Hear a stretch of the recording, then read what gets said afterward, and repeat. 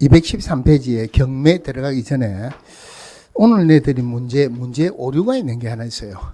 답이 없는 게 하나 있습니다. 그래서 요청도 있었고 오늘은 문제를 한번 풀어볼게요.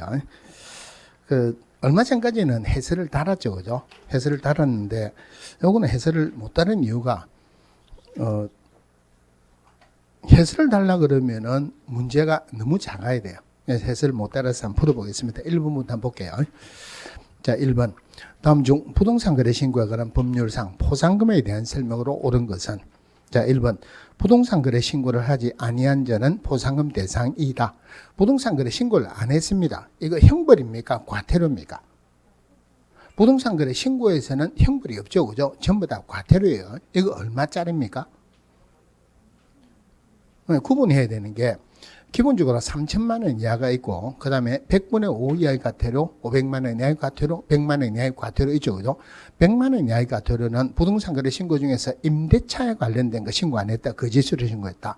그러면 나머지가 100분의 5하고 500만 원 이하의 과태료 중에서 100분의 5 이하의 과태료가 취득세 3배 이하에서 받겠다 그러죠.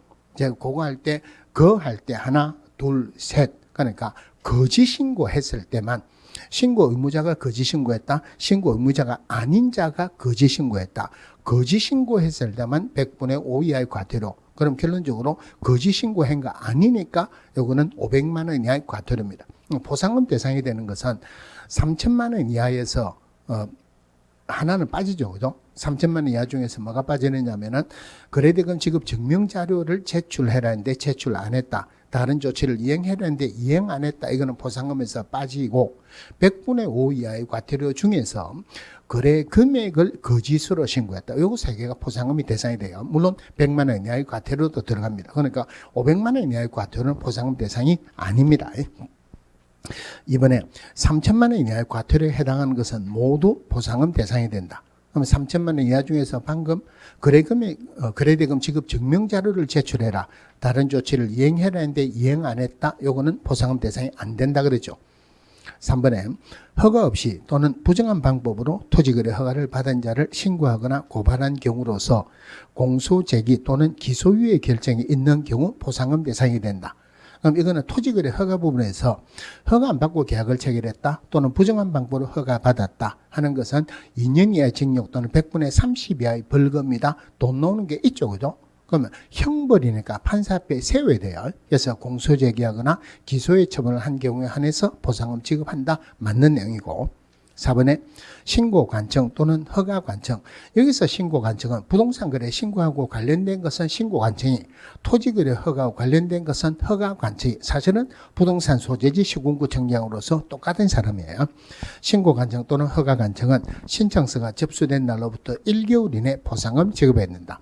우리 공인중개사법에서 포상금을 먼저 했죠. 첫 번째 했으니까 공인중개사법에서는 1개월 이내, 부동산 거래 신고에 관한 법률에서 두 번째 했으니까 2개월 이내입니다. 이거 말고도 구분해야 되는 게 공인중개사법에서는 지급 결정일로부터 1개월 이내, 부동산 거래 신고에 관한 법률에서는 포상금 신청서 접수받은 날로부터 2개월 이내. 5번에 포상금은 100분의 5 이내, 50 이내에서 국고에서 보조할 수 있다. 그럼 예를 들어서 3천만 원 이하의 과태료 하는 것은 우리 포상금 대상이 되는 것, 부동산 거래 신고에 관한 제도에서 포상금은 과태료의 얼마를 포상금으로 지급합니까? 과태료 20%죠, 그죠?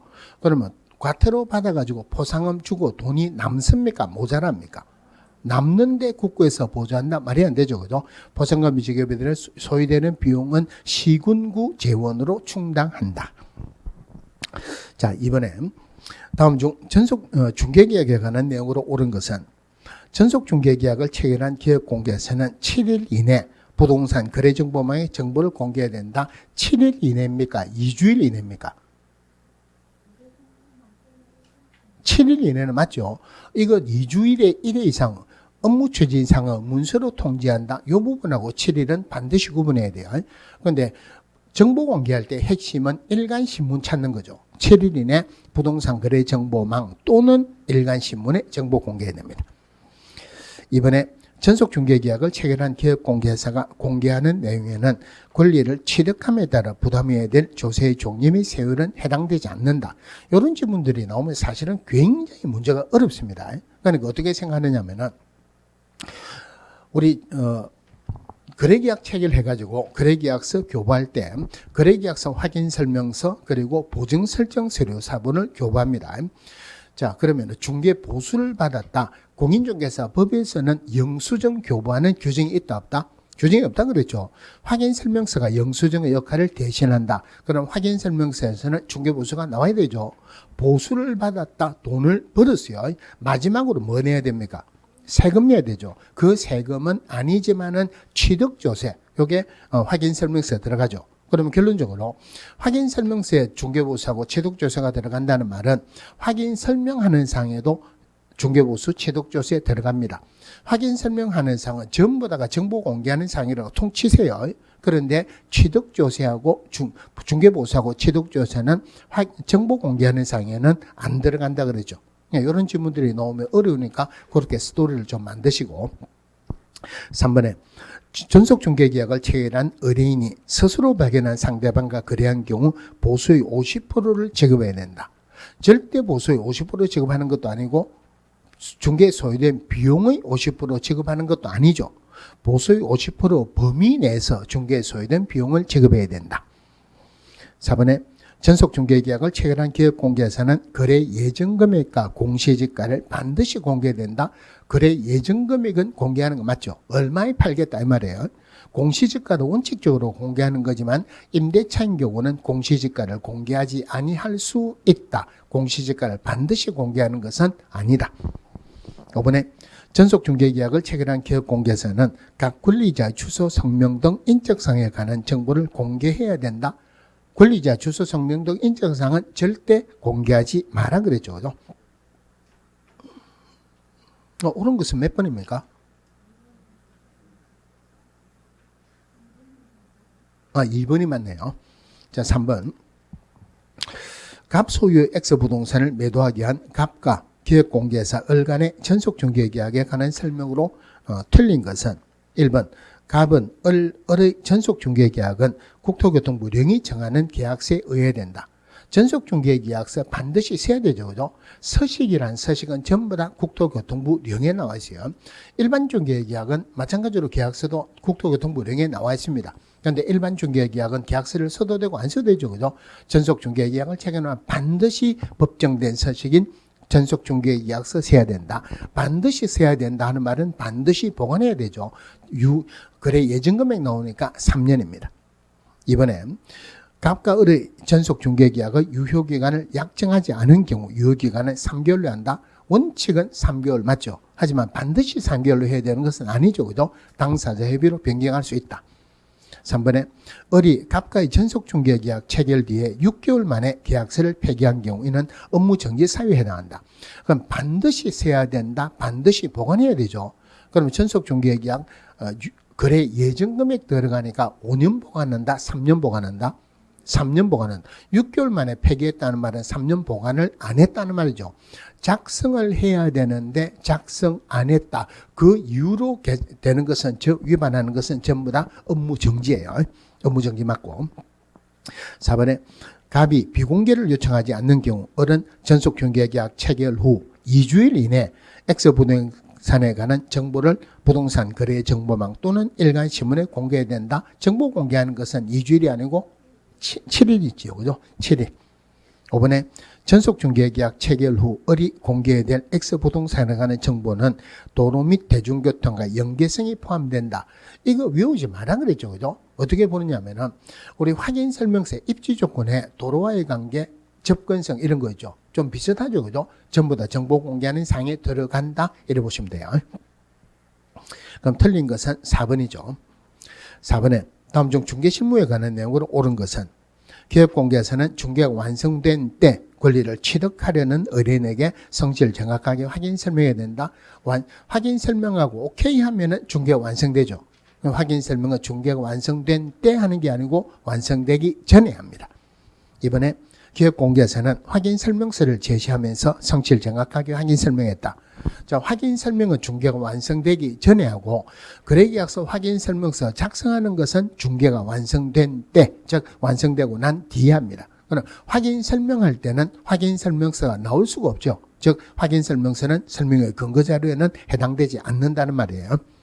3번에 기업공개에서는 중개가 완성된 때 거래계약서를 작성하여 권리를 취득하려는 의뢰인에게 교부해야 된다.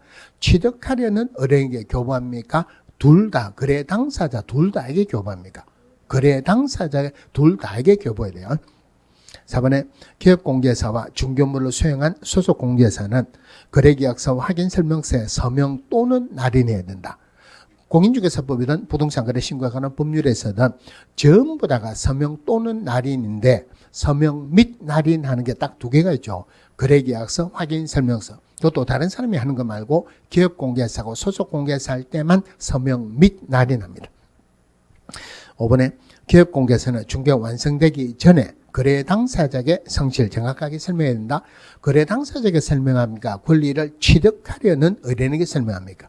취득하려는 의뢰인에게 설명한다. 그래서 4번은 답이 없죠. 저 문제를 잘못 만들었습니다. 죄송합니다. 자, 5번에 다음 중 확인 설명서에 관한 내용으로 옳은 것은 입지 조건은 기업공개사 세부 확인사항에 속한다. 그럼 입지 조건에 해당하는 게 도로와의 관계, 대중교통, 주차장, 교육시설, 판매 및 의료시설, 한마디로 집 안에 있다, 밖에 있다. 밖에 있다, 직접 확인한다, 물어본다. 직접 확인하는 거 맞죠? 밖에 있으니까. 그러면 기본 확인사항입니다.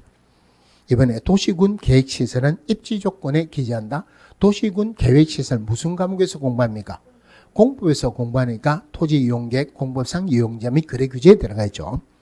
3번 주택에 대한 일조량, 소음, 진동 등 환경 조건은 권리를 이전하는 의뢰인에게 자료를 요구해서 확인한다. 이건 맞네요. 그죠? 이건 집안에서 확인해야 되니까 상태에 관한 자료를 요구할 수 있다. 다른 말로 하면은 일조량, 소음, 진동 등 환경 조건은 기본 확인사항이다. 세부 확인사항이다.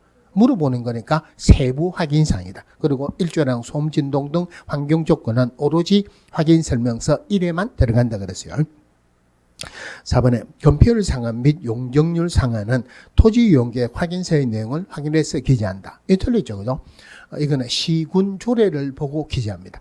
물론 이거 말고 도시군 계획시설, 지구 단위 계획구역, 그 밖의 도시군 관리계획은 기업공개사 확인해서 적고 나머지는 전부 다가 토지 이용계획 확인서를 보고 기재한다 이랬죠. 그래서 건폐율 상한, 용적률 상한은 시군 조례를 보고 적습니다. 5번에 취득시 부담할 주소의 종류 및 세율은 중개가 완성되기 전 지방세법 내용을 확인해서 적는다. 이거는 맞죠. 대신에 임대차인 경우는 생략할 수 있다. 임대차인 경우는 취득조서가 나올 수가 없죠. 나올 수가 없는데 생략할 수 있다. 말이 안 되죠. 임대차인 경우는 제외한다. 여기 맞습니다. 그래서 5번 틀렸고 옳은 것은 3번이네요. 자, 6번. 다음 중 확인설명서에 관한 내용으로 옳은 것은 건저당 등이 설정된 경우 피담보 채무액을 확인해서 적는다. 절대 피담보 채무액이 아니고 채권 최고액을 적죠. 중개보수는 거래 금액에서 보수율을 곱해서 산정한다. 실제로는 거래 금액에서 보수율을 곱해서 산정하지만 확인설명서에는 어떤 경우에도 거래 금액이 안 나온다 그랬죠. 확인설명서에서는 거래 예정 금액에다가 보수율을 곱합니다. 물론 그 예정 금액은 중개가 완성되기 전 거래 예정 금액이다. 실제로는 거래 금액이나 똑같은 숫자예요. 3번에 임대주택 등록 여부는 기업공개사 세부 확인사항에 속한다. 자, 임대주택 등록 여부가 권리관계란에 있어요. 권리관계, 원래 권리관계는 등기부 기재사항이죠. 그죠? 그래서 등기부를 보고 적는 게 맞습니다. 그런데 임대주택 등록 여부는 임대주택 정보체계를 통해서 확인하거나 임대인에게 확인한다. 그런데 실제로는 임대주택 정보체계를 통해서 확인한다라고 생각을 해라 그랬죠. 기업공개사 직접 확인하는 거니까 기본 확인사항입니다. 물론 임대주택 등록 여부는 확인설명서 1뿐만이 아니고 확인설명서 2, 비주거용 건축물에도 나옵니다. 4번에 민간 임대주택인 경우 임대 의무 기간 중 임대료 증액 청구는 5% 범위에서 주거비 물가지수, 인근지역의 임대료 변동률 등을 고려해서 민간임대주택법에 관한 특별법 시행령으로 정하는 정액비율을 초과해서 청구할 수 없다. 이거는 맞네요. 5번 상기사의 규정은 재계약을 하는 경우는 적용하지 않는다. 이거 틀리죠. 그죠? 주택임대차보호법에서는 계약갱신 요구권 행사 딱 한 번 할 수 있죠. 그럴 때는 5% 적용하죠. 그죠? 그거 말고 재계약을 할 때는 절대 5% 적용을 안 합니다. 그런데 임대주택은 임대의무 기간 중에는 재계약을 할 때도 5% 적용을 한다 그랬어요. 맞는 것은 4번이죠. 자, 7번 기출문제인데 요거 요즘은 이런 문제로 나오니까 조심해라고 기출문제를 넣어놨어요. 자, 공인중개사법령상 중개대상물 확인설명서 2, 즉 비주거용 건축물에서 기업공개사 확인사항으로 옳은 것을 모두 골라라. 1번 단독경보형 설치 여부는 세부 확인사항이다. 단독경보형 감지기에 단독경보형 감지기는 한마디로 집안에 있습니까? 밖에 있습니까? 집안에 있죠. 그러면 직접 확인한다 물어본다? 직접 하는 거 맞죠? 집안에 있으니까. 직접 확인한다는 말은 기본 확인사항이다? 세부 확인사항이다? 세부 확인사항 맞죠? 그러면은 기억은 맞는 거로 봐야 됩니까? 틀리는 거로 봐야 됩니까? 틀리죠. 그죠? 왜냐면은 문제가 지금 확인설명서 이해가 하는 문제예요. 그런데 지금 단독경보형 감지기는 주거용 건축물에 나오죠. 비주거용 건축물에는 비상벨 소화전이죠. 그러니까 단독경보형 감지기 설치 여부는 확인설명서 1에는 안 나옵니다. 확인설명서 1이죠. 그죠? 이해는 안 나오죠. 이 부분은 틀렸단 말이에요. 그러니까 지금은 기본 확인사항, 세부 확인사항 뿐만이 아니고 확인설명서 1, 2, 3, 4도 같이 구분하면서 문제를 푸셔야 돼요. 니은의 내진 설계 적용 여부는 기본 확인사항이다. 내진 설계 여부, 내진 능력 뭐를 보고 확인한다? 건축물 대장을 보고 확인하죠. 기업공개사 직접 확인하니까 기본 확인사항 맞고. 자, 실제 권리관계 또는 공시되지 아니한 물건의 권리사항은 세부 확인사항이다. 요거는 1, 2, 3, 4 다 들어가는데 실제 권리관계 한마디로 등기 안 되는 권리가 들어가죠. 법정지상권, 유치권, 주택임대차 보호법에 대한 임대차, 토지에 부착된 조각물 정원수, 그리고 작년에 추가된 게 계약 체결 전 소유권 변동상. 요거는 등기 안 되는 권리니까 등기부로 확인할 수도 없고 현장에 가더라도 눈으로 안 보이죠. 의뢰인에게 물어보고 적어라. 의뢰인은 고지해야 한다. 물어보고 적는 거니까 세부 확인상 맞네요. 리얼의 환경조건, 일조량 소음 진동은 세부 확인상이다. 아까 말씀드렸죠. 일조량 소음 진동 등 환경조건은 오로지 확인설명서 1에만 나오죠.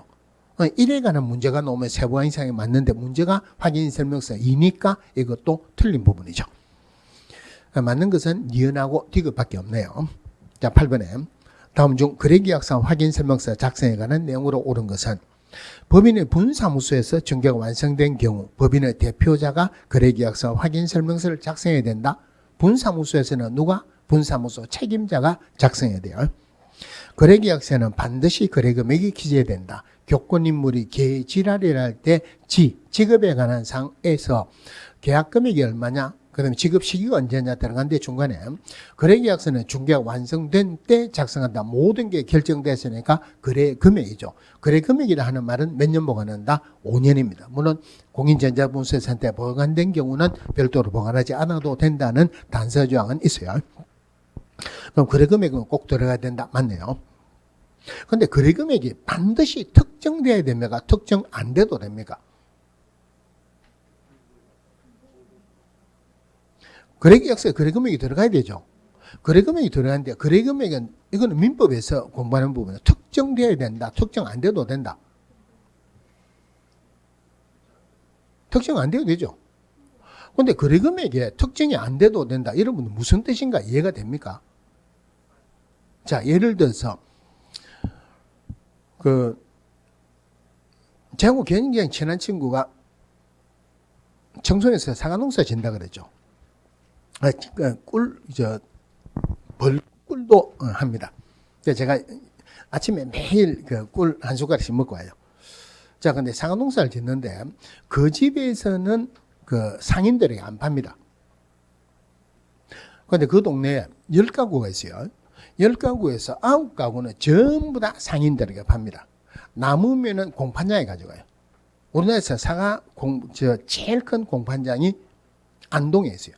그런데 이 집에는 절대 공판장이 안 냅니다. 상인들에게 안 내요. 그러면은 싸잖아요. 그죠? 전부 다 택배로 합니다. 택배로 하는데, 이제 소개로 택배로 하는데, 먹어보면은 맛있으니까 이 집에만 주문하는 거예요. 자, 근데 상인들이 이제 물건을 삽니다. 물건 살 때 물건이 다 된 거를 살 수도 있고, 다 되기 전에 살 수도 있죠. 그럼 가격을 칠 때 얼마에 사겠다라고 상자당 얼마에 사겠다 할 수도 있죠. 아니면은 지금 물건이 아직까지 정확하게 안 나왔으니까 가격은 언제 현재로 어느 공판장에서 나오는 마지막 그 가격으로 하겠다라고 할 수도 있죠. 그죠? 거래 금액이 들어가야 되는데 거래 금액이 반드시 특정돼야 된다. 특정 안 돼야 된다. 거래 금액은 특정돼야 될 필요가 없죠. 그죠? 하지만 거래 금액은 꼭 들어가야 된다. 맞고. 3번에 소속 공개사가 거래를 완성시킨 경우에는 소속 공개사가 거래계약서를 작성하여 이에 서명 및 날인하여야 한다. 문장이 두 개가 연결된 거야. 소속 공개사가 거래계약서를 작성하여야 한다. and 서명 및 날인하여야 한다. 서명 및 날인하는 것은 의무가 맞죠. 하지만 작성하는 의무는 없습니다. 그래서 이 부분은 틀린 지문으로 봐야 돼요. 4번에 거래계약서에는 확인설명서 교부일자는 필수적인 기재사항이 아니다. 거래계약서의 필수적인 기재사항, 교권인물이 할 때 확인설명서 교부일자 필수적인 기재사항이 맞네요. 5번에 거래계약서에는 중개보수 및 공법상 이용제한이나 거래규제에 관한 사항도 기재해야 된다. 자, 저번 시간에 말씀드린 공법상 이용자 및 거래규제는 어디든지 답으로 넣을 수가 있어요. 우리 중개계약할 때 공법상 이용자 및 거래규제에 꼭 들어가야 된다? 안 들어가도 된다? 지금 우리 집 팔아달라 할 때 우리 집 팔아달라 하는데 우리 집 마당에는 뭐가 법이 걸려있어 뭐 못합니다 이런 거 안 하죠. 중개계약서의 필수적인 기재사항은 아닙니다. 그 다음에 부동산 거래 신고할 때 공법상 이용자 및 거래규제 들어간다 안 들어간다? 안 들어간다 그랬죠. 그죠? 공법상 이용자 및 거래규제는 공무원이 훨씬 잘합니다. 거래 당사자 간에 직접 매매 계약을 체결하면 거래 당사자가 공동으로 부동산 거래 신고해야 되죠. 국민들이 잘 모르고 공무원이 훨씬 잘하는데 잘 모르는 국민들이 공법상 이용자 및 거래규제에 관한 사항이 이렇습니다 하고 신고할 이유가 없죠. 그래서 소개, 중매, 종가 그리고 공 이런 거 없죠. 부동산 거래 신고할 때도 공법상 이용자 및 거래규제 안 들어갑니다. 마찬가지로 계약공개사 있으면 거래계약서는 계약공개사 작성해야 되죠. 거래 당사자 간에 직접 계약을 체결하면은 거래 당사자가 공동으로 거래계약서 작성하겠죠. 공법상 이용자 및 거래규제 잘 압니까? 모릅니까? 잘 모릅니다. 꼭 들어가야 되는 거 아니에요. 그래 볼 수도 있고 쉽게 교권인물이 개지랄이라 공 이런 거 없죠. 그러니까 거래계약서에도 들어가는 거는 아닙니다. 그러면은 확인설명서에 금표를 상한 용적률 상한 아까 뭐를 보고 기재한다? 시군조를 보고 기재한다. 그게 토지이용계획 공법상 이용자 및 거래규제에 들어갔죠. 확인설명서에서는 그 확인설명하는 사항에는 들어가죠. 확인설명하는 사항에 들어간다는 말은 정보공개에서도 들어간다는 말이에요. 공법상 이용자 및 거래규제는 어디든지 넣을 수가 있어요. 그러면은 거래계약서는 이거 안 들어가죠. 그리고 또 확인 설명할 때는 들어가지만 정보 공개할 때 안 들어가는 거 두 개 있었죠. 중개보수 취득조세 이것도 마찬가지로 거래계약서에도 필수적인 기재사항은 아닙니다. 중개보수도 공법상 이용자 및 거래규제도 거래계약서에 기재해야 된다 이거 아니죠. 그죠? 기재할 사항은 아닙니다. 맞는 것은 2번이고 자 8번에 자 다음 판례의 내용 중 옳은 것은 실제 경계와 공부상 경계가 일치하지 않는다면은 실제 경계를 기준으로 한다. 경계는 자 실제 경계라는 게 담장으로 생각하세요. 공부상 지적도상의 경계하고 담장하고 다르다면 뭐를 기준으로 한다? 공부상 기준으로 합니다. 그런데 청량을 하게 되면은 청량할 때 기술적인 오류가 없는 한 청량이 제일 우선이에요. 그 다음에 공부상 기준으로 실제 경계와 공부상 다르다면은 공부상 기준으로 합니다. 이번에 토지 매매에서 특단의 사정이 없는 한 매수인에게 청량 또는 지적도와 대조 등의 방법으로 매매 목적물이 지적도와 경계와 일치하는지 여부를 미리 확인해야 될 의무가 있다. 자, 확인 조사 해가지고 확인 설명하고 오케이 하면은 거래계약이 체결되죠. 그럼 확인 조사할 때 청량을 해야 될 것 같으면은 자, 기업공개사 청량을 했어요. 거래계약이 체결된다는 보장이 있습니까? 없습니까? 보장이 없죠. 그럼 청량비 손해보죠. 그죠? 기업공개사 손해보면 안 되죠. 청량까지 해야 되는 의무는 없습니다. 3번에 기업공개사가 실제 피담보 채무액을 의뢰인에게 그대로 전달해서 의뢰인이 그 정보를 믿고 상대방과 계약에 이르게 되어 재산상 손해가 발생한 경우 기업공개사의 그러한 행위는 선량한 관리자의 주의로 신의를 지켜 성실하게 중개행위를 해야 될 기업공개사 의무에 위반된다. 결론적으로 손해배상해야 된다 이 말입니다. 이거는 맞고 4번에 부동산 중개계약에 따른 기업공개사 확인 설명 의무와 이에 위반한 경우의 손해배상 의무는 중개 의뢰인이 기업공개사에게 소정의 수수료를 지급하지 아니하였다면 당연히 소멸한다. 자, 기업공개사 보수를 받는 것은 권리죠. 확인 설명하거나 손해배상해야 되는 것은 의무죠. 그죠? 권리를 이행하지 않았다. 의무를 이행해야 된다. 안 해야 된다. 의무는 이행해야 되죠. 중개 보수를 안 받았다 하더라도 확인 설명하거나 손해배상해야 될 의무가 소멸되는 것은 아니다. 5번에 임대차 계약을 알선한 이거 하기 전에 제가 갑자기 생각이 나서 한번 말씀드리고 갈게요. 제가 수업할 때 말을 한 번씩 놓는 경우가 있죠. 이거다 저거다 하고 놓는 경우가 있죠. 여러분들 무시해서 하는 거는 아닙니다. 절대 아닙니다. 하다 보니까 말을 뭐 좀 빠르게 하려고 하는데 왜 그러냐면은 어느 학원에서 컴플레인이 들어왔대요. 수업 시간에 말 놓지 말라고. 이렇게 말 놓는 거는 아니겠죠. 그죠? 그래서 그분이 수업하면서 공개적으로 사과를 했답니다. 제가 그런 의미로 말을 놓는 것은 아닙니다. 자, 5번에 임대차 계약을 알선한 기업공개사가 계약 체결 후에도 보증금의 지급, 목적물의 인도, 확정일자 취득 등과 같은 거래 당사자의 계약성의 의무의 실현에 관여함으로써 계약성 의무가 원만하게 이행되도록 주선한 것이 예정되었을 때에는 그러한 기업공개사 행위는 중개행위 범주에 포함되지 않는다. 이것도 중개행위에 속한다. 똑같은 판례예요. 중도금 지급하거나 잔금 지급하거나 등기 이전하는 것도 중개행위에 속한다. 이거 똑같은 판례예요. 물론 매수 신청 대리하는 것도 중개행위에 속한다. 이랬죠. 그죠? 결론적으로 중개행위에 속하니까 이로 인해 가지고 의뢰인의 재산상 손해가 발생했다. 기업공개사가 손해배상 책임이 있다. 이렇습니다. 다음 주에 문제풀이 할 때는 할 텐데 오랜만에 문제 한번 풀어보니까 저도 조금 새롭네요. 자, 경매 볼게요. 자, 경매 우리 교재를 보고 하는 게 제일 좋은데 이 교재를 보고 하니까 너무 갔다 왔다 중구난방 해가지고 순서를 조금 다르게 할게요. 자, 경매. 제일 먼저 봐야 되는 게 경매 방식이에요. 자, 경매의 방식이 원래는 호가 방식으로 했습니다. 호가 방식.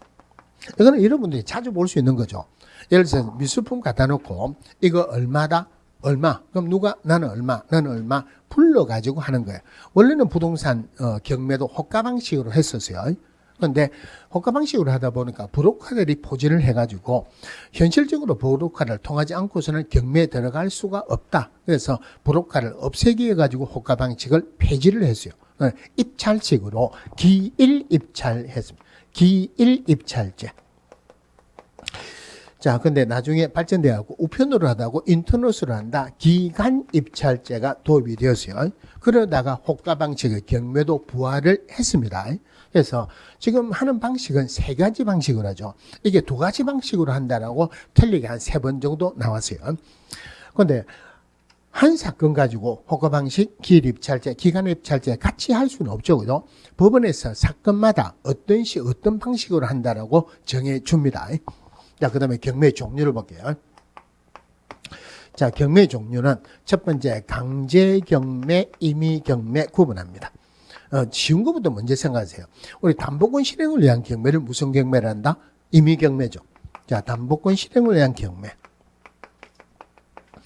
담보권 실행을 위한 경매를 임의경매를 한다. 그래서 우리가 공부하는 것은 임의경매가 핵심이에요. 그러면 강제경매는 집행 권한을 가진 채권자가 채무자의 일반 재산을 경매하는 겁니다. 일반 재산을 경매한다. 이 집행권을 옛날에는 채무명의라고 했는데 요즘은 채무명의란 말을 안 씁니다. 그럼 이 집행이라는 말은 두 개로 구분해서 쓰는데 형사에서 집행은 교도소 넣는 것을 집행이라 합니다. 민사에서 집행은 경매 들어가는 것을 집행이라 그래요. 그럼 집행권이라 하는 말은 예를 들어서 돈을 받을 게 있는데 돈을 안 주더라. 소송을 했죠. 그죠? 판결을 받았어요. 판결 받았는데도 불구하고 돈을 안 주면은 판결문을 권원으로 경매 들어간다 이 말이에요. 집행권이 한마디로 판결문이에요. 그러면은 강제경매 들어가려면 일반적으로 소송을 해야 된다 이 말이죠. 그런데 반드시 소송을 해야 되는 것은 아닙니다. 즉 판결문만 집행권이 되는 것은 아니다 이 말이에요. 자, 예를 들어서 언제까지 돈을 지급하겠다고 계약서를 쓰고 공증을 받았어요. 공증을 받았는데도 불구하고 돈을 안 갚으면은 어떻게 해야 됩니까? 그래도 소송을 해야 돼요. 판사는 그 공증서를 100% 신뢰합니다. 무조건 이긴다 이 말이죠. 그런데 공증을 받을 때 받는 방법이 이렇게 받는 방법도 있고 다른 방법도 있어요. 공증을 받으면서 이 이행을 안 하면 소송 안 하고 바로 경매에 들어갈 수 있도록 공증을 해주세요. 물론 그게 공증 비용은 비싸죠. 그죠? 그러면 그 공증 증서 자체가 집행권이 되는 거예요. 자, 일반 재산을 경매한다. 어떤 거라도 들어갈 수 있어요. 어떤 거라도 경매 들어갈 수 있다. 집이 있으면 집 들어갈 수도 있고 물론 금송아지 있으면 금송아지, 미술품 있으면 미술품 어느 거라도 들어갈 수 있습니다. 그러면 테레비 경매에 들어간다는 말은 강제 경매겠습니까? 임의 경매겠습니까? 테레비 담보권 설정하지는 않아죠. 그러면 강제 경매죠. 그죠?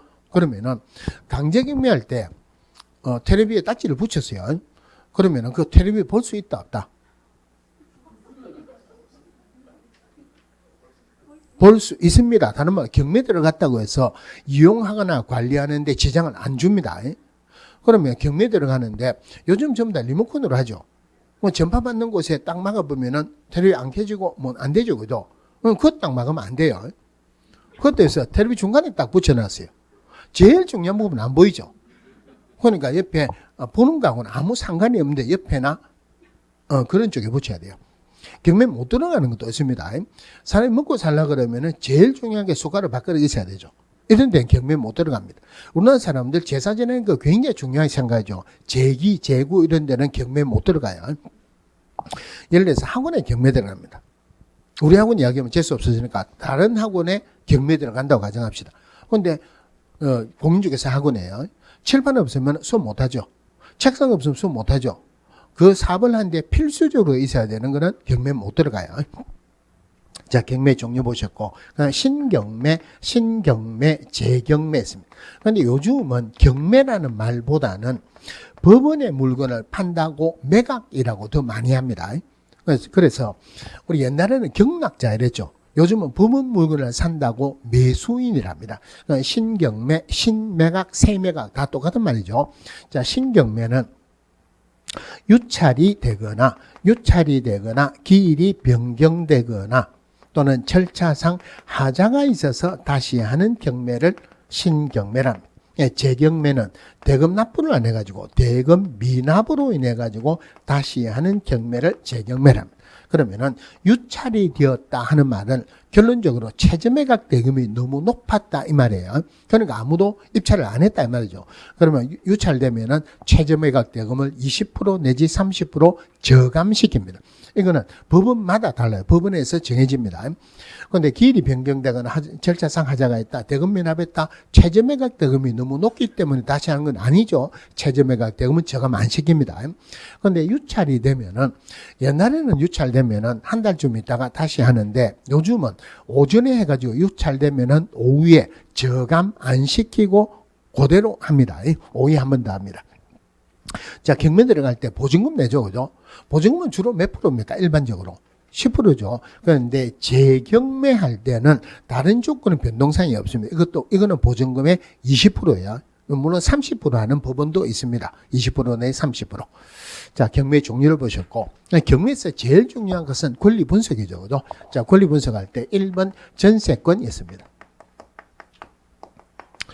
2번에 저당권, 3번 가압류, 4번 저당권 있고 저당권 있습니다. 5번 전세권 있다고 가정합시다. 등기부 안에 전세권은 같이 있을 수 있습니까? 없습니까? 요거는 1층, 5층 가능하죠. 그죠? 그다음 4번 저당권자가 저당권 실행을 했어요. 경매에 들어갔습니다. 2번 저당권은 인수다, 말소다. 말소죠. 3번 말소, 5번 말소. 자, 그럼 여기에 임차권이 있다고 가정을 합시다. 임차권. 자, 이 경매가 문제가 나오는 게 어떻게 문제가 나오면은 제일 골치 아프냐면은 일반적으로 요즘은 그래 나옵니다. 주택임대차 보법하고 섞여가지고. 자, 그래서 권리 분석하는 부분이 같이 하나가 나오고 경매 부분도 별도로 나올 수가 있어요. 그럼 임차권에 확정일자를 받으면 우선 변제권이 생기죠. 자, 그럼 우선 변제권 이야기해 볼 테니까 맞는가 보세요. 우선 변제권이란 다른 권리자보다 우선해서 변제받을 수 있는 권리를 말한다. 맞습니까? 틀렸죠. 우선 변제권이란 후순위 권리자보다 먼저 변제받을 수 있는 권리를 말한다. 이게 맞죠. 그죠? 자, 그러면은 이거 맞는 거 보세요. 상가 건물이 있어요. 상가 건물에 건재당이 설정되었어요. 건재당이 설정됐다. 건재당이 설정되고 난 뒤에 상가 건물이 주택으로 용도 변경됐어요. 그리고 이 주택의 임대차 계약이 체결됐습니다. 그럼 이 임차권은 다른 권리자보다 우선해서 변제받을 수 있는 권리가 있다. 맞습니까? 틀립니까? 건재당이 먼저 설정되어 있죠. 그리고 주택으로 용도 변경되고 주택 임대차 계약이 체결됐어요. 이 임차권은 다른 권리자보다 우선해서 변제받을 수 있는 권리가 있다. 맞다? 틀렸다? 틀렸죠? 맞는 말이에요. 맞는 말이에요. 그러니까 이게 왜 제가 이런 판례를 내놨냐면은 자, 우선 변제권은 후순위 권리자보다 먼저 변제받을 수 있는 권리를 우선 변제권이라죠. 최우선 변제권은 다른 권리자보다 우선해서 변제받을 수 있는 권리를 최우선 변제권이라 하죠. 그죠? 그런데 법에서도 판례에서도 최우선 변제권이란 말은 안 나옵니다. 문제에서는 최우선 변제권이라 나올 수는 있지만 문제 지문에서는 최우선 변제권이란 말이 안 나옵니다. 그 최우선 변제권도 우선 변제권이라는 표현으로 나옵니다. 그러면은 문제가 우선 변제권인지 최우선 변제권인지는 우리가 지문을 보고 판단을 해야 돼요. 그러면은 최우선 변제권은 아무에게 줍니까? 소액보증금일 때만 줍니까? 소액보증금일 때만 주죠. 그죠? 소액보증금 전액을 줍니까? 일정액을 줍니까? 일정액을 다른 권리자보다 먼저 주죠. 최우선 변제권이란 말이 소액보증금 중 일정액을 다른 권리자보다 먼저 주는 것을 최우선 변제권이랍니다. 그러면은 최우선 변제권 물어볼 때 요 세 개가 나오면 최우선 변제권인데 주로 세 개가 안 나옵니다. 세 개가 안 나오고 요 중에서 하나만이라도 나오면은 최우선 변제권이라고 생각을 하세요. 소액보증금 중 일정액을 다른 권리자보다. 그럼 제가 아까 뭐랬냐면 임차권은 다른 권리자보다 우선해서 변제받을 수 있다. 이게 소액이라면 최우선 변제받을 수 있죠. 지금 다른 권리자보다 하는 말은 우선 변제권 말합니까? 최우선 변제권입니까? 소액이라면 최우선 변제 받을 수 있죠. 그건 맞다 틀렸다? 맞는 말이에요. 우선 변제권, 최우선 변제권 구분하시고. 자, 그러면은 이 임차권이 최우선 변제 받을 수 있는 소액 보증금입니다. 그러면 6번 임차권은 인수다, 말소다. 최우선 변제권이란 말은 우선 변제권이란 말은 후순위 권리보다 먼저 주는 거죠. 변제를 해줄 때 권리의 순서에 따라 변제해 주죠. 배당을 해주는 게 권리의 순서가 동구에서는 뭐예요 하고 2번, 3번, 4번, 5번 순으로 동구에서는 순위번에 의하고 별구에서는 접수번에 의한다 그랬잖아요. 그런데 변제를 해주는데 원래는 순위번에 의해서 변제를 해주는데 임차권은 소액보증금을 제일 먼저 주라는 말이죠. 먼저 배당을 해준다는 말은 인수입니까? 말소입니까? 당연히 말소입니다. 다른 말이 있더라도 인수다 말소다 헷갈리지 마시고요. 자, 그러면은 이걸 보고 이제 다 나왔습니다. 그럼 인수되는 권리는 자, 요거 하기 전에 이제 말소 기준 권리를 찾아야 돼요. 자, 말소 기준 권리다. 말소가 되는 기준 권리라고 실무적으로 말소 기준 권리라고 하는데 시험에서는 말소 기준 권리란 말은 안 나옵니다. 왜냐하면 이거는 법적인 용어는 아니에요. 시험에서 나오면은 선순위 담보물건이다 이래 나오는데 꼭 담보물건만 말소기준권리가 되는 건 아니니까 실무적으로 말소기준권리라고 표현합니다. 자, 저당권이나 근저당권이 있으면은 이게 말소기준권리입니다. 압류나 가압류가 있으면은 이것도 말소기준권리예요. 담보 가등기 있으면은 이것도 말소기준권리입니다. 말소기준권리가 5개죠. 그죠? 그래서 실무적으로 이 말소기준권리 5개를 독수리 오형제 이렇게 표현하기로도 합니다. 말소기준권리가 있으면 이게 말소기준권리고 없으면은 경매기입등기가 말소기준권리가 돼요. 그러면은 여기에서 말소기준권리가 3번 가압류, 2번 재당권, 3류 가압류, 4번 재당권 말소기준권리죠. 말소기준권리가 2개 이상 있으면 그 중에서 제일 선순위 말소기준권리를 찾고 여기서부터 밑으로는 아무 생각 없이 말소시키면 된다.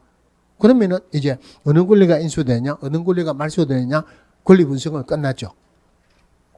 자, 인수되는 권리는 한마디로 말소기준 권리보다 선순위 권리가 인수되죠. 선순위 권리가 인수된다. 자, 그런데 후순위 권리라 하더라도 유치권 그리고 법정지상권, 유치권하고 법정지상권은 순위에 관계없이 무조건 인수입니다. 자, 유치권, 법정지상권은 순위에 관계없이 무조건 인수된다. 그러면은 유치권자는 매수인에게 대항할 수 있다, 없다? 그러니까 여기에서 안에 내용도 중요하지만 기본적인 개념을 잘 보셔야 돼요. 왜냐하면은 출제위원들이 주로 대학 교수들이에요. 대학 교수들은 경매장에 가고 막 경매 보고 그러겠습니까? 안 하겠습니까? 잘 안 합니다. 경매 잘 모른다는 말이에요. 잘 모르니까 가장 기본적인 개념에 관한 부분들이 언제든지 나올 수 있어요. 자, 1번 전세권은 인수죠, 그죠? 그러면 인수다. 그럼 매수인이 전세권자에게 내가 경락받았으니까 당신 집 나가라 하면은 전세권자는 뭐라고 하면 됩니까? 배째는 못 나가겠다 하면 되죠. 배째는 못 나가겠다 할 수 있는 권리가 인수죠, 그죠? 그러면은 이 말을 전세권자는 매수인에게 대항할 수 있다 이렇게 표현을 합니다. 그러면은 유치권은 순위에 관계없이 무조건 인수되죠. 그럼 결론적으로 유치권자는 매수인에게 대항할 수 있다 없다? 대항할 수 있다. 자, 대항할 수 있다는 말 인수된다 이 말이에요. 그럼 유치권자는 매수인에게 돈 달라 할 수 있는 권리는 있다 없다? 내 돈 달라 할 수 있는 권리는 없죠. 대신에 돈을 안 주면 물건을 안 주고 점유할 수 있는 권리는 있죠. 그러면은 매수인은 이 물건 산다고 큰 돈을 법원에 냈어요. 근데 유치권자에게 돈 안 주면은 물건 못 받아가죠. 결론적으로 매수인은 유치권자에게 대금을 지급해야 되는 의무가 있다. 이래야 되네요. 또 하나 더 보세요. 경매 기입 등기 후에 점유하는 유치권자는 매수인에게 대항할 수 없다 하는 예외도 있어요. 원래는 유치권자는 매수인에게 대항할 수 있다. 즉 인수되죠, 그죠? 하지만 경매 기입 등기 후에 점유하는 유치권자는 매수인에게 대항할 수 없다. 자, 말소되는 권리 볼게요. 자, 말소되는 권리는 한마디로 말소기준 권리보다 무슨 권리? 후순위 권리가 말소되죠. 후순위 권리가 말소된다. 그러면은 1번 전세권은 전세권이기 때문에 인수되는 건 아니죠. 말소기준 권리가 선순위니까 인수되고 여기 5번 전세권은 전세권이기 때문에 말소되는 건 아니죠. 말소기준 권리보다 후순위니까 말소된다 이 말이에요. 자, 두 번째가 말소기준 권리보다 선순위 전세권자가 배당 신청을 하게 되면은 말소입니다. 원래 선순위면은 인수되죠, 그죠? 근데 전세권자가 하는 말이 야, 이거 우리 집 아니더라도 경매 들어오고 이러니까 내 뒷골 땡겨서 못 살겠다, 나가겠다. 뭐 해달라는 말입니까? 배당해달라, 그죠? 배당 신청하면은 말소예요. 원칙은 말소기 이름보다 선순위면은 인수, 후순위면은 말소인데 유치권하고 법정지상은 후순위라도 인수되죠. 선순위라 하더라도 전세권자가 배당 신청하면은 말소죠. 예외 부분이니까 자주 나옵니다. 그러면은 말소기준 권리보다 선순위 전세권자가 배당 신청을 했는데 돈을 다 못 받았습니다. 인수입니까? 말소입니까? 자기 전세금을 다 받는다는 보장이 없죠. 돈을 다 못 받았어요. 인수입니까? 말소입니까? 배당 신청하면 돈을 다 받든 못 받든 말소예요. 그러면은 이 부분하고 좀 다른 건데, 자, 누가 임대차 계약을 체결했어요. 임대차 계약을 체결했는데 지위를 더 공고히 하기 위해 전세권 등기를 했어요. 자, 전세권 등기를 했다. 그럼 전세권으로 배당 신청을 했습니다. 근데 돈을 다 못 받았습니다. 그럼 말소가 된다는 말은 배당 신청을 말소되죠. 말소된다는 말은 그 집에서 살 수 있다. 나가야 된다. 나가야 된다며. 자, 임대차 계약을 체결하고 지위를 더 공고하기 위해서 전세권 등기를 했어요. 전세권에 대해 가지고 배당 신청을 했어요. 그런데 돈을 다 못 받았습니다. 나가야 됩니까? 안 나가야 됩니까? 전세권은 말소되죠. 근데 임차권이 있죠. 임차권으로 대항할 수 있다. 안 나가도 돼요. 임차권으로 대항할 수 있으면 안 나가도 됩니다. 이 부분에서 또 지문에 자주 나오는 게 임대차 계약을 체결하고 지위를 공고하기 위해서 전세권 등기를 했어요. 그러면은 그러고 난데 이 사람이 이사를 나갔습니다. 그러면은 임대차 보호법에 따른 대항력은 유지가 됩니까? 상실합니까? 이사를 나갔죠. 그럼 임대차 보호법에서 대항력은 물건인도 받고 주민등록도 해야 되죠. 물건인도 못 받고 나갔죠. 임대차 보호법에 따른 대항력은 상실입니다. 대신에 전세권으로 대항할 수 있다 이러죠. 이런 여러 가지 잔잔한 판례 이런 것들은 다음에 문제풀이하면서 조금 이제 내용을 많이 해갖고 설명을 드릴게요. 자, 결론적으로 인수되는 권리, 말소되는 권리 이게 제일 중요하죠. 그럼 이거 잠깐 한번 볼게요. 자, 이런 것들은 문제가 나오는 건 아닙니다. 1번에 건저당권 2억 원이에요. 건저당권 2억 원이다. 2번에 전세권 1억 원입니다. 이 전세권이 인수입니까? 말소입니까? 건저당권 말소 기준 권리죠. 원칙적으로 말소죠. 이 전세권이 인수되는 경우가 있을 수 있습니까? 없습니까? 전세권이 인수되는 경우는 있을 수 있습니다. 자, 건저당권 2억 원이다 하는 말은 이 2억 원의 피담보 채무액입니까? 채권 최고액입니까? 채권 최고액이죠. 그러면은 지금 돈 빌린 게 얼마라는 말이에요? 최고 얼마 빌렸겠습니까? 2억에 120% 나눴죠. 2억에 120%가 최고 금액이죠. 무슨 말인지 모르겠어요. 우리가 은행에 돈을 빌리면은, 그건 나중에 경매 들어간다고 생각을 하고 은행에서는 건저당권 설정하겠죠. 경매 비용도 들어가고 유찰될 가능성도 있으니까 일반적으로 120%예요. 그런데 최근에 일부 은행은 110%로 한다고, 신문에 나왔더라고요. 우리 국민들의 입장에서는 110%가 좋습니까? 120%가 좋습니까? 110%가 좋죠. 왜냐면은 자기 집이 5억 원이에요. 1억 원을 돈을 빌렸어요. 그럼 건저당 설정할 때 120%면 1억 2천만 원 건저당 설정했죠. 그럼 남아있는 돈 빌릴 수 있는 게 3억 8천이죠. 그런데 110%로 하면은 1억 1천만 원 건저당 설정했죠.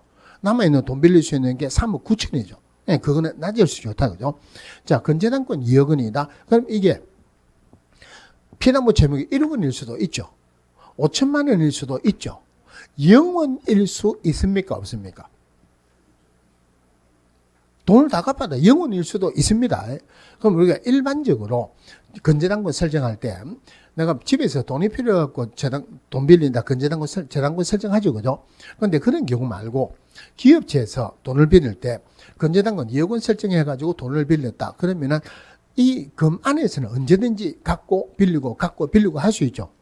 건저당권을 돈을 다 갚았어요. 이거 말소시키면은 다시 돈 빌리려면 처음부터 서류를 다시 제출하고 처음부터 심사를 새로 받아야 돼요. 돈을 다 갚았다 하더라도 건저당권 말소를 잘 안 시킵니다. 그래야지 그대로 쉽게 돈을 빌릴 수 있죠. 0원일 수도 있죠. 그죠?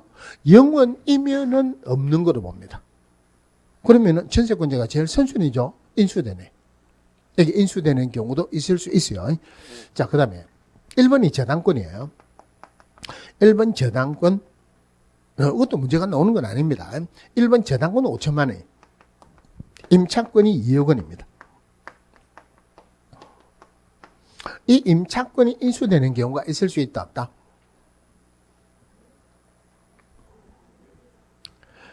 자, 그러면 이게 임차권이 2억 원 돼 있다면은 적어도 집값은 2억 원 이상이다 이 말이죠. 그런데 어떤 이유로 집값이 폭락을 해가지고 경락대금이 1억 원일 수도 있죠. 그러면 임차권자는 최고 얼마 받습니까? 5천만 원 주고 5천만 원밖에 못 받죠. 임차인은 앉아서 1억 5천만 원 손해보죠. 임차인이 잘못된 것도 없죠. 앉아서 1억 5천만 원 손해보죠. 그죠? 그런데 이 저당권 5천만 원은 돈 빌린 사람이 갚아야 말소됩니까? 누가 갚아도 말소됩니까? 누가 갚아도 말소되죠. 임차권자가 눈 딱 감고 갚아버렸어요. 안 갖고 있으면 이 사람은 1억 5천만 원 손해보죠. 갚아버리니까 자기 2억 원이 그대로 남죠. 그러니까 말소되는 권리가 말소 기준권을 대신 변제함으로써 손해를 조금이라도 작게 보려고 그러면은 말소 기준 권리를 자기가 갚아버리겠죠. 이걸 실무적으로 하면은 대위 변제 함정 이렇게 하면. 제가 경매하니까 잠시 소개를 드렸고 이거는 별 문제가 나올 건 없어요. 자, 그 다음에 우선 변제권. 경매 부분에서는 문제가 나올 건 아닌데 조금 이따가 매수인장 대리에 관한 대부분 규칙에서 나오니까 설명을 드릴게요. 자, 우선 변제권이 뭐냐면은 자, 공유 지분으로서 있어요. 한 필지가 있는데 갑이 3분의 1, 을이 3분의 2 공유 지분으로 되어 있어요. 을이 3분의 2 공유 지분을 처분할 때 갑의 동의를 받아야 된다, 안 받아도 된다. 공유 지분 처분은 자유적이죠. 그럼 동의를 안 받아도 되죠. 그럼 을이 3분의 2 지분 가지고 재단권 설정할 수 있죠. 재단권 설정에 대해 돈을 못 갚아서 지분에 대해서 경매가 들어옵니다. 그러면은 갑은 3분의 1 지분 가지고만 이 토지에 관리하는데 큰 소리 칠 수 있다 없다? 없죠. 그죠? 적어도 지분이 얼마 돼야 됩니까? 2분의 1 이상이 아니고 과반수 돼야 되죠. 그러면은 갑은 경매 참가하고 이 지분을 살 수도 있죠. 그죠? 경매 참가하는 데는 문제가 없어요. 그런데 경매 참가할 수는 있지만 갑이 매수인이 된다는 보장이 없잖아요. 그러니까 경매 참가 안 하고 경매 참가하기 전에 법원에 신고를 합니다. 내가 공유지분 소유자인데 누군가가 최고 금액으로 결정되면은 내가 그 금액으로 사겠다고 신고하는 거예요. 그러면 이 사람은 최고가 매수인은 차순위 매수인으로 떨어지고 이 사람이 최고가 매수인이 됩니다. 이거를 공유지분 소유자 우선 매수권이라 그래요. 그 다음에 임대주택에도 이런 것이요. 이 임대주택이라는 게 개인적으로 임대차 계약을 체결하는 임대주택이 아니고 우리 민간 임대주택이나 특별법에 보면은 임대주택의 종류가 여러 가지로 구분하는데 매입 임대주택, 건설 임대주택이래요. 지금은 매입 임대주택은 없앴는가 없앤다 하고 있는가 그래 돼요. 하여튼 그 중에서 건설 임대주택이에요. 그런데 시험에 나오면은 구임대주택법 이래 나옵니다. 매수인장 대리에 관한 대부분 규칙에 그렇게 나와 있으니까. 자, 그 임대주택에 임차인들이 살고 있죠. 그죠? 자, 임대주택의 주인은 임대사업자입니다. 자, 임대사업자가 부도가 났어요. 부도가 났다. 임대사업자 소유의 임대주택의 경매가 막 들어오겠죠. 그럼 여기 있는 임차인들 골치 아픕니다. 그죠? 임차인 입장에서는 자기가 경매 참가해가지고 자기 집을 경락받아서 그대로 사는 게 제일 좋죠. 근데 이 사람이 매수인이 된다는 보장이 없잖아요. 그러니까 경매 참가는 안 하고 경매 참가하기 전에 신고를 합니다.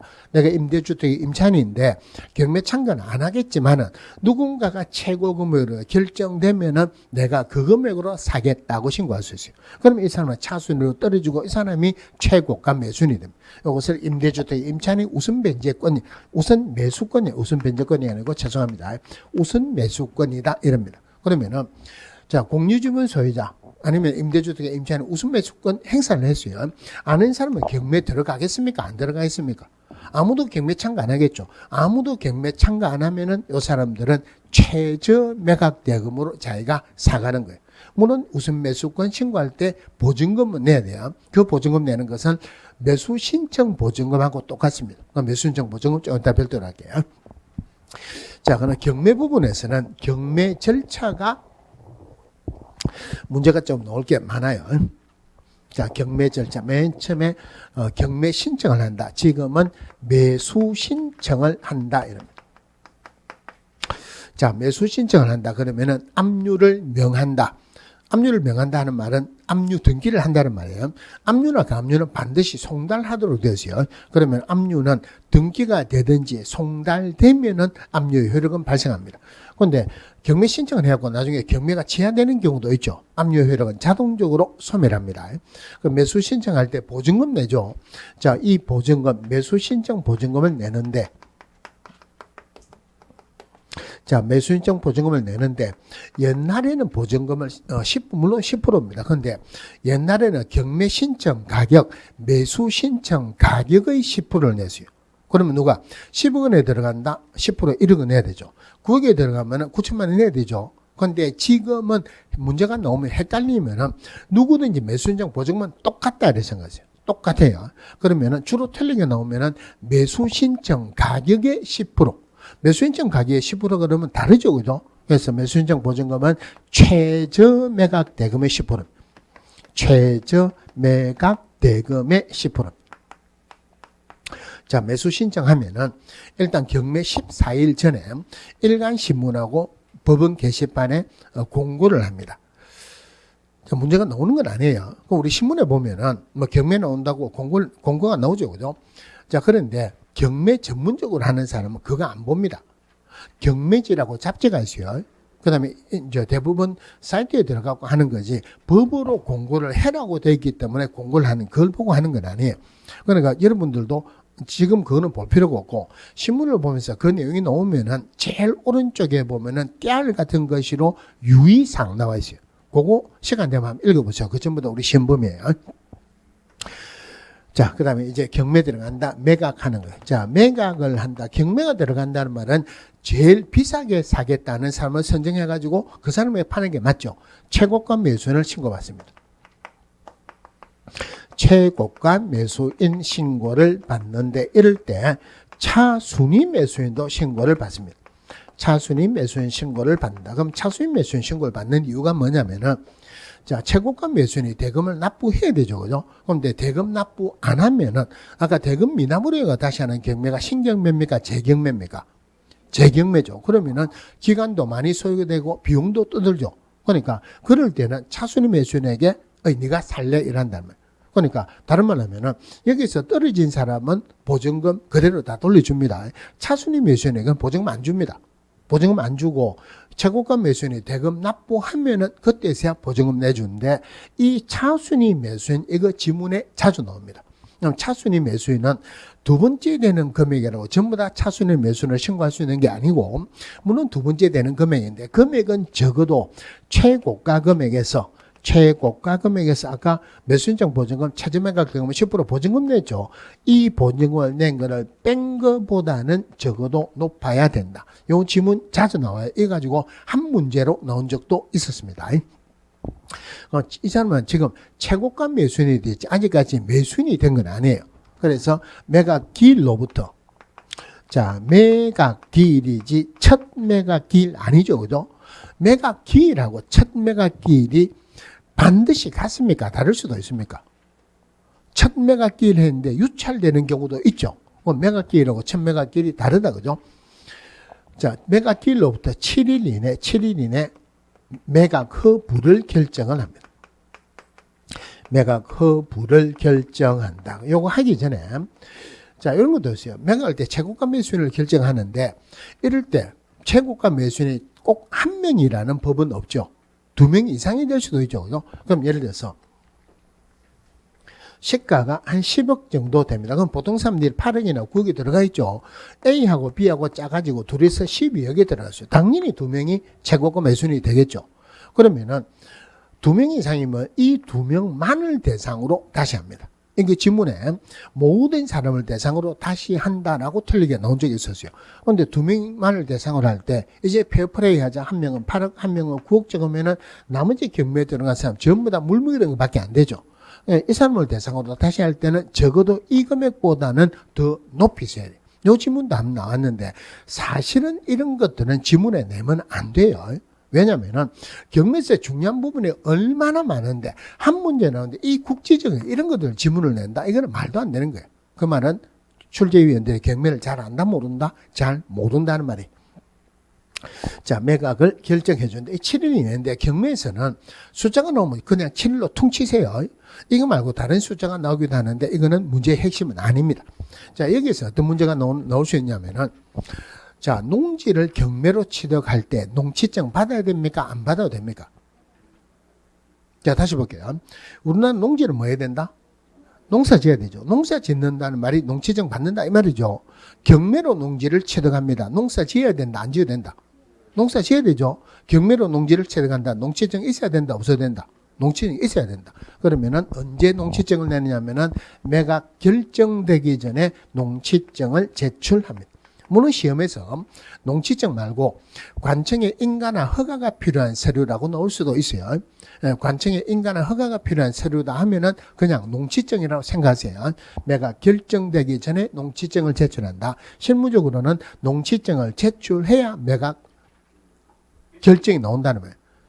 틀리게 나오면은 매수 신청할 때 농취증을 제출해라 라고 틀리게 주로 나옵니다. 이거는 왜 매수 신청할 때 농취증을 제출하는 게 아니냐면은, 자, 경매는 일반적으로 부동산 덩치가 작습니다.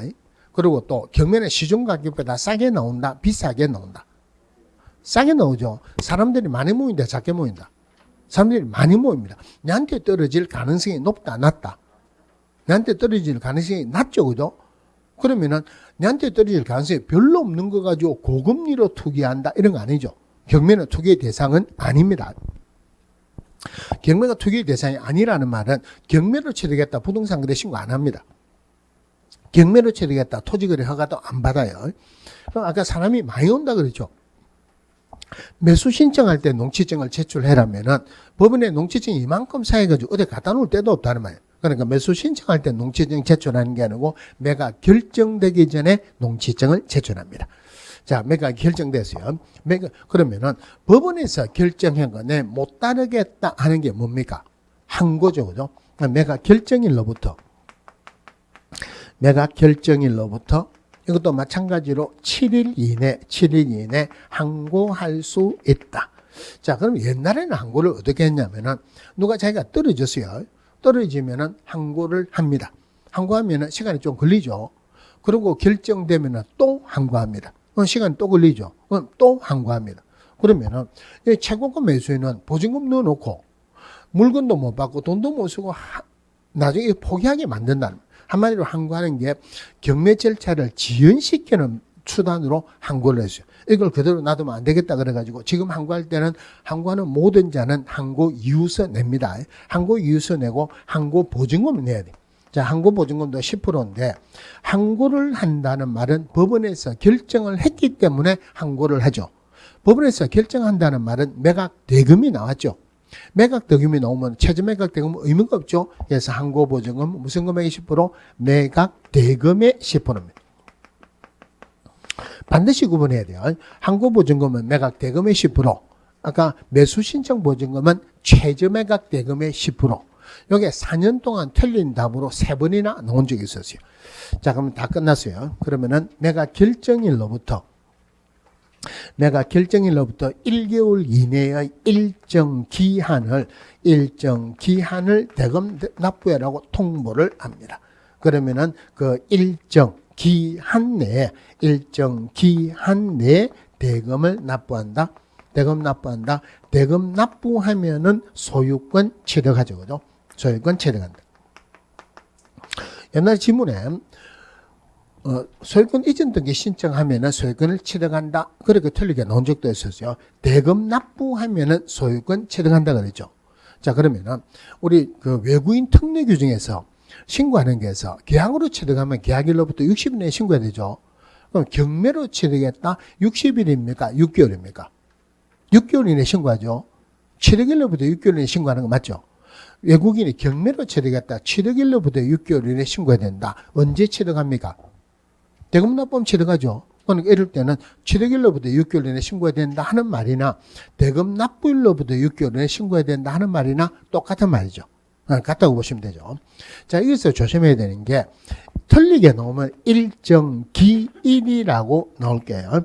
일정 기한이지 기일은 아니죠, 그죠?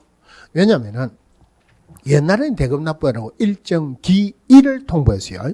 즉 3월 5일 날 대금 납부해라 그랬습니다. 그럼 3월 4일 날 가면 대부분 안 받아줍니다. 3월 6일 날 가면 넘어가서 안 받아줍니다. 이 문제가 있죠. 그래서 지금은 일정 기일이 아니고 일정 기한이에요. 그럼 예를 들어서 1번에서 2번 사이에 대금 납부해라고 통보를 했어요. 3번 시점에 대금 납부를 했다. 그러면 2번까지 가야지 소유권을 취득한다. 대금 납부한 3번 시점에 소유권 그대로 취득한다. 3번 시점에 취득하죠. 그죠? 이게 답이라고 제가 미리 동그라미 쳐놨죠. 그죠? 자, 대금 납부를 했어요. 그럼 소유권 취득했죠. 그런데 등기는 원소유자 이름으로 아직 등기가 돼 있죠. 그럼 대금 납부한 사람이 내가 대금 납부했으니까 소유권 취득했다. 내 이름으로 이전 등기해 주세요가 신청하는 게 아니고 법원에서 촉탁으로 이전 등기를 해줍니다. 법원에서 촉탁으로 이전 등기를 해준다. 그럼 소유권도 취득했고 등기도 내 거 됐죠. 자, 집에 들어가려고 보니까 세입자 등 점유자가 있어가지고 안 비켜줍니다. 안 비켜주면은 도저히 안 되면은 법원에 인도 명령을 신청합니다. 자, 인도 명령 신청은 6개월 이내 해야 돼요. 6개월 이내 인도 명령 신청한다. 6개월 이내라는 말은 무슨 날로부터 이런 거 들어가야 되죠. 그 6개월 이내인데 내 거 돼야지 내 보내달라 할 수 있죠. 언제 되면 내 거 됩니까? 대금 납부한 거예요. 대금 납부일로부터 6개월 이내 인도 명령을 신청하고 6개월 이내 인도 명령 신청 안 하면은 별도로 명도 소송을 해야 돼요. 그런데 이 인도 명령의 대상자는 옛날에는 누구 정해졌습니다. 그런데 지금은 누구 안 정해져 있고 매수인에게 대항할 수 없는 모든 자를 대상으로 한다.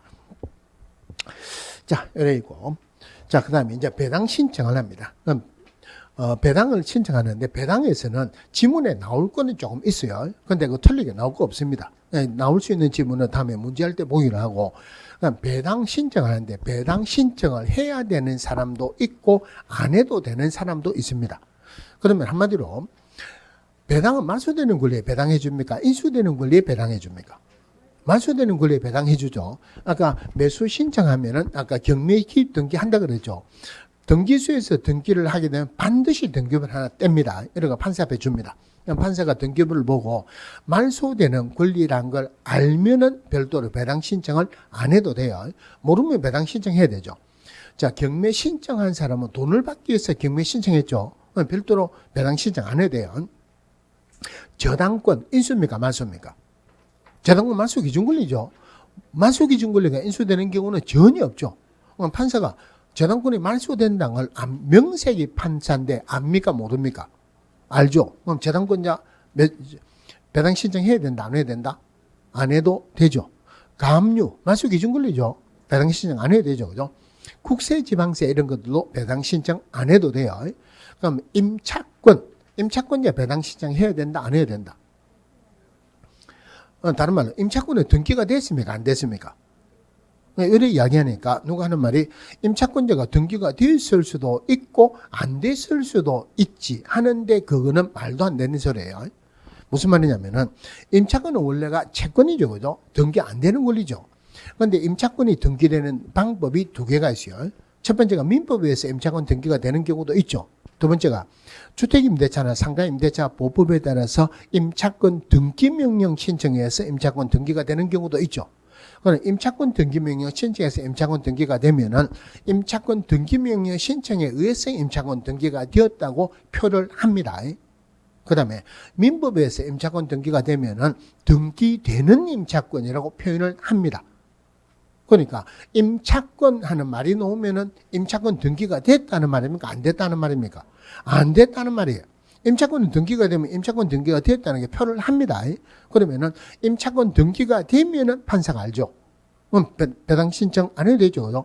임차권 등기가 안 됐습니다. 그냥 임차권은 판사가 모르죠. 그건 배당 신청해야 돼요. 그런데 그 임차권자가 소액이다. 최우선 변제 받을 거는 판사가 압니까? 모릅니까? 그것도 모르죠. 그럼 그 사람은 최우선 변제권에 가서 배당 신청을 하고 우선 변제권에 기해 가지고 또 배당 신청을 해야 돼요. 자, 가압류 배당 신청해야 된다 안 해야 된다? 말소 기준권이니까 배당 신청 안 해야 되죠. 말소되죠. 그죠? 그런데 경매 기입 등기가 되고 난 뒤에 가압류하는 사람도 있을 수 있죠. 그 사람 판사가 압니까 모릅니까? 모르니까 그 사람 배당 신청해야 된다. 한마디로 판사가 등기부를 보고 아느냐 모르냐 이거 가지고 배당 신청해야 되냐 안 해야 되냐 이래 보시면 되죠. 그죠? 배당하는 거 뭐 당연히 물건하고 물건은 누가 문제 준다? 순위 기준으로 주죠. 채권하고 채권은 안분 배당입니다. 평등하니까 안분 배당. 내가 먼저 돈 빌려줬다. 내가 먼저 돈 받을 거다. 그런 거 필요 없이 안분 배당하는 거예요. 물론 물건하고 채권은 물건이 우선이죠. 국세, 지방세 누가 먼저 가져갑니까? 국세가 먼저 가져가려고 그러니까 지방세가 옆구리 손을 딱 올리면서 어제 지방자치단체 하는 거 몰라요 이럽니다. 누가 먼저 압류했느냐 압류 순서대로 가져갑니다. 자, 그런데 제가 지금 말씀드린 건 문제는 안 나옵니다. 문제는 이 정도까지는 문제가 안 나오는데 모의고사 문제 어때 보니까 이 질문을 잠시 한번 넣은 적이 있어서 설명을 드릴게요. 원래는 물건, 채권 누가 먼저 줍니까? 물건이 먼저 주죠. 그런데 예외가 두 개가 있어요. 그 두 개가 뭐냐면은 주택이나 상가임대차 보법에 따른 소액임차에는 일정액을 최우선적으로 주죠. 그럼 이거는 물건보다 먼저 주죠. 자, 요거 하고 그다음에 물건보다 선순위 가압류 채권이 있어요. 선순위 가압류 채권. 물건이냐 채권이냐 따지면은 누가 먼저 줘야 됩니까? 물건 먼저 줘야 되죠. 물건 등기를 했죠. 가압류도 등기가 되죠. 누가 먼저 등기를 했느냐로 보면은 채권을 먼저 줘야 되죠. 그럼 이럴 때는 안분 배당한다. 안분 배당한다. 요까지만 봅시다. 그 뒤에 걸 하게 되면은 더 골치 아픕니다. 문제가 나올 가능성도 없어요. 이 정도까지도 문제가 나올 가능성은 없는데 모의고사에 이전의 질문이 한번 나왔기 때문에 말씀을 드리는 거예요. 자, 근데 배당할 때는 하나가 이제 나머지는 틀리게 나올 건 없고 하나는 딱 기억하셔야 돼요. 배당 요구를 합니다. 배당 요구는 언제까지 하느냐?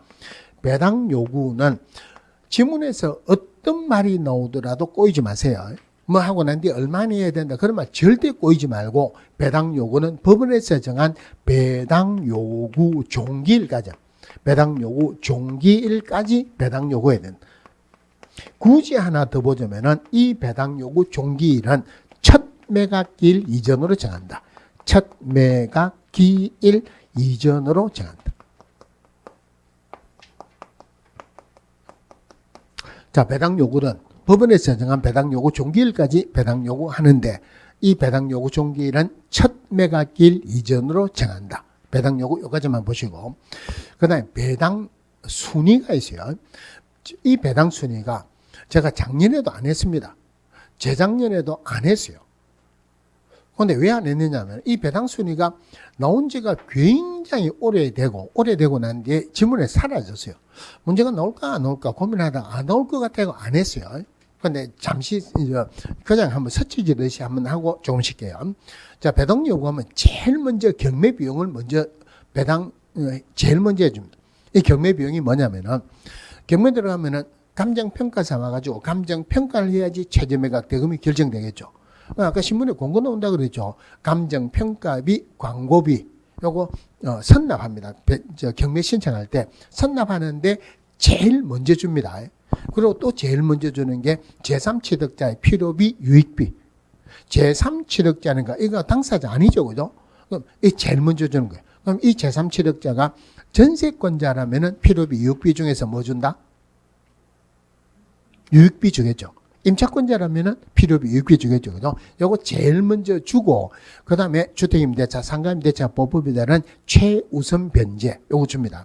그런데 최우선 변제가 우리 시험 범위가 이거라서 최우선 변제가, 이거 말고도 최우선 변제가 있어요. 원래는 근로기준법에 있었는데, 그 중에 하나는 근로자 퇴직금 지급 보상에 관한 법률로 빠졌는데, 거기에도 마찬가지 최우선 변제주라고 되어 있어요. 자, 기업체가 부도가 났어요. 기업체가 부도가 나고 경매 들어간다는 말은 그 직원들에게 정상적으로 급여를 지급했겠습니까? 못했겠습니까? 못했겠죠. 그래서 기업체에서 들어가면은 3개월 급여, 3년간 퇴직금, 상해 보상금 이것도 최우선 변제로 들어갑니다. 그다음 이제 그다음부터는 순위 기준으로 들어가면 되겠죠. 순위 기준으로 들어가는데 그 전에 뭐니 해도 국가가 먼저 먹고 살아야 되겠다. 당에 세금 들어갑니다. 당해 세금이라는 게 그 해에 부과된 세금이란 말이 아니고 그 당해 부동산에 부과된 세금이다. 상속세, 증여세, 재판가세 뭐 이런 것들 당해 세금 들어가 그 다음부터는 등기된 순서대로 등기된 순서 물건이죠. 그죠? 확정일자를 받으면 확정일자부 임차권 이거하고 같이 들어갑니다. 국세지방세도 여기에 들어가요. 이 정도 주고 나면은 어느 정도 끝납니다. 그래도 남으면 뭐니 뭐니 해도 먹고 사는 게 우선이다. 임금채권. 임금채권 가지고 가면은 그 다음에 조세채권. 그 다음에 니만 조세냐 나도 조세다 준조세. 예를 들어서 국민건강보험료 고용보험료. 다 가고 난 뒤에 일반 채권이 들어갑니다. 자 그러면은 임대차 계약을 제했다. 보증금 일반 채권이죠. 그럼 제일 밑에 봤죠. 그죠? 제일 밑에까지 내려올 배당받을 돈이 있으면은 그때 채무자는 어떻게 하냐면은 그때 채무자 집에 사람들 많이 갑니다. 친구나 친척들 다 부릅니다. 차용증 막 찍어줍니다. 배당 신청해라고. 이건 안분배당이죠. 그러면은 실제로 받아야 되는 사람은 다 못 받겠죠. 그럼 결론적으로 주택임대차 계약을 체결했다. 제일 밑에 봤죠. 확정일자를 받으면은 물건하고 똑같이 받아요.